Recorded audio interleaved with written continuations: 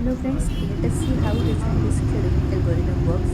So in this question we are provided with the request queue, we are provided with the current head position, and we are provided with where the read write head is moving. So in this question the read write head is moving in the higher direction.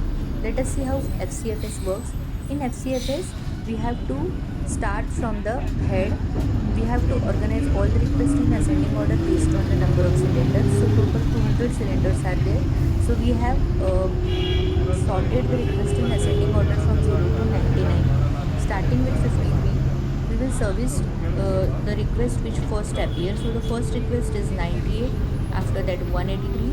From 183 it will be 37, from 37 to 122, 122 to 14, 14 to 124, 124 to 65, and 65 to 67. This is how this algorithm works. Then next is the shortest seek time first. In shortest seek time first, we have to find out the minimum distance. So from 53 the minimum distance is 65, from 65 it is 67, 67 to 14 is the minimum distance, and from 14 we will service the remaining pending distances, that is 14 to 98, 98 to 122, 128 to 124, 124 to 183. Then next algorithm is the scan algorithm. Scan algorithm is also called as elevator algorithm. Here we have to consider the direction, that is in this question we are given the higher direction. So we will start with 53. The head is moving in the higher direction, so we will consider all the requests in the higher direction first.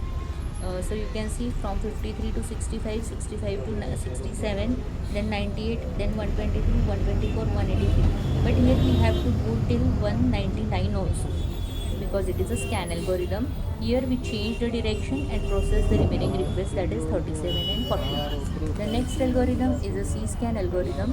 In C-scan algorithm, the only difference is while coming back, we have to go till 0 because it is a circular scan.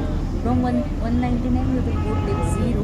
From 0 we will change the direction and process the remaining request. Then the loop algorithm, in this we will look only for the pending request. We will start from 53 and process the request till 183. From 183 there is no need to go to 199. Just change the direction and process the remaining request, that is 37 and 183. Oh sorry, 37 and 40. And the last is C loop algorithm. In this algorithm we have to go from 53 to 183, process all the requests, change the direction, come to the pending request at the other end. So here the pending request is 40, and then change the direction. Thank you for watching. Please subscribe. Hello friends, let us see how different disk scheduling algorithm works.